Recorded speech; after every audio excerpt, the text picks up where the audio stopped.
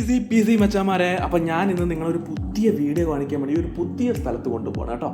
വേറൊരിടത്തുമല്ല, ഞങ്ങളുടെ ഫ്ലാറ്റിൻ്റെ അടുത്ത് വലിയൊരു ക്ഷേത്രമുണ്ട്, ശിവക്ഷേത്രം. അത്യാവശ്യം നല്ല തിരക്കുള്ള ക്ഷേത്രമാണ്. ഇപ്പോൾ വൈകുന്നേര സമയത്തായി എനിക്ക് വീഡിയോ എടുക്കാൻ പറ്റുള്ളൂ. രാവിലെയുള്ള വിഷ്വൽസൊക്കെ നിങ്ങൾക്ക് ഞാൻ പറ്റുമെങ്കിൽ അടുത്ത ഓരോ വരുന്ന വീഡിയോകളിൽ ഞാനത് ആഡ് ചെയ്ത് കാണിക്കാം. അപ്പം ഈ ക്ഷേത്രത്തിന് പ്രത്യേകതയുണ്ട്. അത് തന്നെയാണ് ഏറ്റവും കൗതുകം നിറഞ്ഞൊരു കാഴ്ച. അതെന്ന് പറയുന്നത് വേറൊന്നുമല്ല, അവർ ഇവിടെ പരിപാലിക്കുന്ന കുറച്ച് മൃഗങ്ങളുണ്ട്. ആ മൃഗങ്ങൾ എന്താണെന്ന് ഞാൻ കാണിച്ചു തരാം.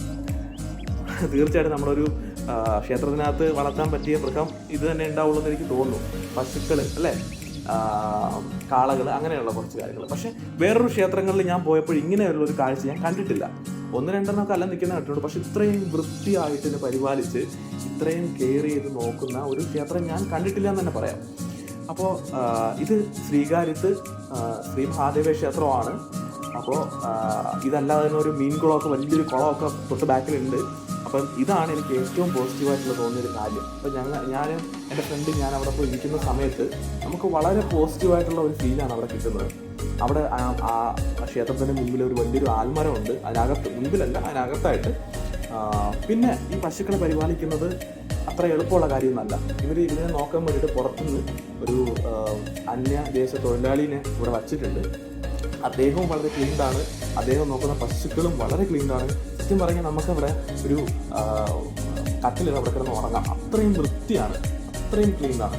അതിനെ നോക്കുന്നത്, പരിപാലിക്കുന്നത് എന്നൊക്കെ പറയുന്നത് സമ്മതിക്കണം അദ്ദേഹത്തെ. അത്രയും ക്ലീനാണ്. കാരണം 4 കൂടുണ്ട് കേട്ടോ, ഒരു കൂടല്ല, 4 കൂടുണ്ട്. ആ കൂടിനകത്ത് ഒരുപാട് അനേകം മൃഗങ്ങൾ ഇവർ പരിപാലിക്കുന്നുണ്ട്. ഇപ്പോൾ നേരത്തെ കണ്ട കൊമ്പനാണ് ഇതിൽ ഏറ്റവും ഭംഗിയുള്ള ഒരു ആളെന്ന് പറയുന്നത്. അവനെ കണ്ണെടുക്കാൻ തോന്നില്ല കണ്ട് നിന്ന് കഴിഞ്ഞാൽ. അത്രയും ബ്യൂട്ടിഫുള്ളാണ് ആളെ കാണാൻ.